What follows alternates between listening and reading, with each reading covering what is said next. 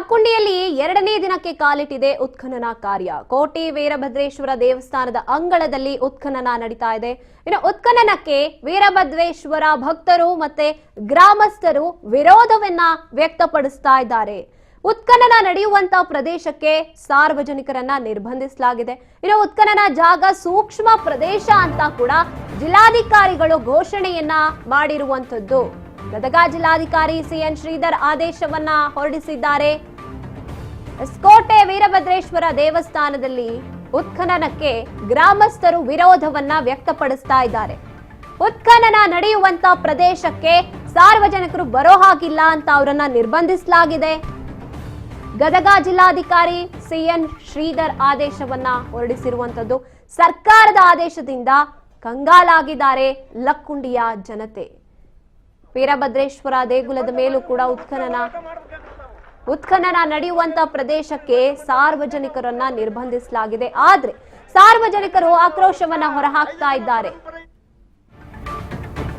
ವೀರಭದ್ರೇಶ್ವರ ದೇಗುಲದ ಮೇಲೂ ಕೂಡ ಉತ್ಖನನದ ಕರಿನೆರಳು ಬೀಳ್ತಾ ಇದೆ. ಮುಂದಿನ ತಿಂಗಳು ವೀರಭದ್ರೇಶ್ವರ ದೇವಸ್ಥಾನದ ಜಾತ್ರೆ ಇದೆ. ಮಾರ್ಚ್ 20ರಿಂದ ಕೋಟೆ ವೀರಭದ್ರೇಶ್ವರ ಜಾತ್ರೆ ನಡೆಯುತ್ತೆ. ನಿರ್ಬಂಧಿತ ಪ್ರದೇಶ ಅಂತ ಘೋಷಣೆ ಮಾಡಿದ್ರೆ ಜಾತ್ರೆ ಹೇಗ್ ನಡೆಯುತ್ತೆ? ಹಾಗಿದ್ರೆ ಉತ್ಖನನ ನಡೀದೇ ಇರೋ ಸ್ಥಳದಲ್ಲಿ ಅಗ್ನಿಕುಂಡ ಮಾಡ್ತಿದ್ವಿ ಅಂತ ಅಲ್ಲಿನ ಜನತೆ ಆಕ್ರೋಶವನ್ನ ಹೊರಹಾಕ್ತಾ ಇದ್ದಾರೆ. ಉಗ್ರ ಹೋರಾಟ ಮಾಡಬೇಕಾಗುತ್ತೆ. ನಾವು ಲಕ್ಕುಂಡಿ ಕೋಟೆ ವೀರಭದ್ರೇಶ್ವರ ಯುವಕ ಮಂಡಳಿಯಲ್ಲಿದ್ದ ನಾವು ಉಗ್ರ ಹೋರಾಟ ಮಾಡ್ತೀವಿ. ಹಂಗ ನಾವು ವರ್ಷ 5 ದಿನ ಪರಂಪರೆ ಇಲ್ಲೇ ಇದನ್ನ ನಡೀತೀವಿ, ಸಭಾ ನಡೆಸ್ತೀವಿ. ಪ್ರತಿ ವರ್ಷನೂ ನಾವು ಅಗ್ನಿಕುಂಡ ಇಲ್ಲೇ ಮುಂದೆ ಕಡಿತಿದ್ವಿ. ವೀರಭದ್ರೇವರು ಬಾಗಲ ಎತ್ತರೆ ಆದ್ರ ಅಲ್ಲಿ ಮಾಡ್ತಾ ಇದ್ದೀರಿ. ನಮಗ ಇಲ್ಲಿ ಬಿಟ್ಟು ಸತಕ್ಕೆ ಹಿಂದರ ನಮ್ಗ ಅಗ್ನಿಕುಂಡ ಮಾಡ್ಲಿಕ್ಕೆ ಅನುಕೂಲ ಮಾಡಿಕೊಡ್ಬೇಕು.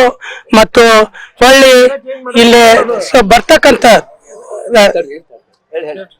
ಭಕ್ತರಿಗೆ ಇದು ಆಗ್ಬಾರ್ದು. ಯಾಕಂದ್ರೆ ವರ್ಷ ಮಾಡ್ತಕ್ಕಂಥದ್ದು ಈಗ ಒಂದ್ ವರ್ಷ 2 ವರ್ಷ ಅಲ್ಲ, 47 ವರ್ಷ ಬಹಳ ವಿಜೃಂಭಣೆಯಿಂದ ಈ ಜಾತ್ರೆ ನೋಡ್ಬಿಟ್ರೆ ಗಾಬಾಗ್ತಿವಿ. ಇದಿಷ್ಟು ಜಗ ಸಾಲ್ತಾರ ಇಲ್ಲ. ಅಗ್ನಿ ಈಗ ಪುರಾಂತರು ಬರ್ತಕ್ಕಂಥ ಒಂದು ಇದು ವೇಷ ನೋಡ್ಬಿಟ್ರೆ ಸುಮಾರಾಗಿ ಶಸ್ತ್ರ ಇಷ್ಟು ದಪ್ಪ ಇರ್ತಕ್ಕಂಥ ಶಸ್ತ್ರ ಹಾಕೊಂಡ್ರು ಒಂದೀಟು ಏನು ಯಾರಿಗಿ ಗಾಯ ಆಗುಲ್ಲ ಅಂತ ಶಕ್ತಿ ಇರ್ತಕ್ಕಂಥ ವೀರಭದ್ರೇವ್ರದ್ದು ಪವಾಡದು. ಹಾಗಾಗಿ ತಾವು ಸರ್ಕಾರದವರು ಇಲ್ಲಿ ನಿಷೇಧ ಆಜ್ಞೆಯನ್ನ ಹೂಡ್ಬೇಡ್ರಿ, ನಮಗೆ ಜಾತ್ರೆ ಮಾಡ್ಲಿಕ್ಕೆ ಅನುಕೂಲ ಮಾಡಿಕೊಡ್ಬೇಕಂತ ತಿಳ್ಕೊಂಡು ಮತ್ತೆ ಸರ್ಕಾರದವರಿಂದಲೇ ಇಲ್ಲಿ ಮತ್ತು ಇರ್ತಕ್ಕಂಥ ನಮ್ಮ ಅನೇಕ ಕಾರ್ಯಕರ್ತರು ಅದರಲ್ಲಿ 20ನೇ ತಾರೀಕಿಲಿದ್ದ ನಾವೀಗ ಕೋಟೆ ವೀರಭದ್ರೇಶ್ವರ ಟ್ರಸ್ಟ್ ಕಮಿಟಿ ನಾವು ಕೂಡಿಸಿಕೊಂಡು ಜಾತ್ರಾ ಕಮಿಟಿ ನಾವು ಏನ್ ಮಾಡ್ಬೇಕು ಹೆಂಗ ಏನು ಅನ್ನೋದು 20ನೇ ತಾರೀಕಿಲಿದ್ದ ಮಾರ್ಚ್ 30, 31 ಹಿಂಗ ಜಾತ್ರೆ ಐತಿ. 10 ದಿನ ಕಾರ್ಯಕ್ರಮ ನಡೀತೈತಿ. ಇಲ್ಲಿ ಎಲ್ಲ ಸ್ವಾಮಿಗಳು ಅಗ್ನಿ ಹಾಯೋದು, ಜಾತ್ರೆ ಸಮ್ಮೇಳ, ನಂದಿಕೋಲು, ಪಾಲ್ಕಿ ಸೇವೆ ಮಾಡ್ಕೊಂತ ಊರೊಳಗೆ ಬಂದು ನಾವಿಲ್ಲಿ ಅಗ್ನಿ ಹಾಯ್ತೀವಿ. ಹುಡುಗರಿಗೆ ಎಲ್ಲ ಡೊಳ್ಳು ಮಜಲು ಎಲ್ಲ ಭರ್ಜರಿ ಲಕ್ಷಾಂತರ ಜನ ಕೂಡಿಸ್ತಾರೆ ಇಲ್ಲಿ. ಅದಕ್ಕೆ ನಾವು ಉತ್ತರ ಕಾರ್ಯಕ್ರಮಕ್ಕೆ ನಮ್ಮ ಅಡ್ಡಿ ಏನಂದ್ರ ನಮ್ಮ ಕೋಟೆ ವೀರಭದ್ರೇಶ್ವರ ಜಾತ್ರೆಗೆ